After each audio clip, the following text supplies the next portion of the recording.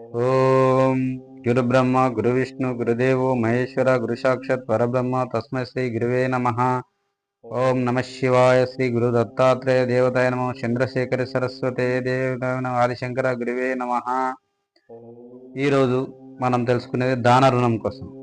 ఈ దాన రుణం ఎలా ఏర్పడుతుందంటే, ఒకరికి దానం చేస్తానని మాట ఇచ్చి చేయకపోవడం, లేదా దానం చేసి ప్రతిఫలం కోరటం, పనికిరాని దానం చేయడం, దానం చేసిన వానిని తిరిగి బలవంతంగా సొంతం చేసుకోవడం, ఇవన్నీ దాన రుణాన్ని కలిగిస్తాయి. ఈ రుణం పొందిన వ్యక్తి తరచుగా వివాదాలకు పాలవుతుంటాడు.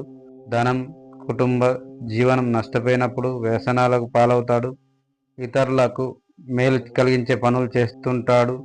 దారిద్ర్యం, రుణ బాధలు, బంధుమిత్రుల నిరాదరణ పొందడంతో పాటు అవమానాలు, అపకీర్తి భరించవలసి వస్తుంది. ఇటువంటి సమస్యలు ఉన్నవారు ఈ రుణం ముందుగా తీర్చుకోవడం ఉత్తమం.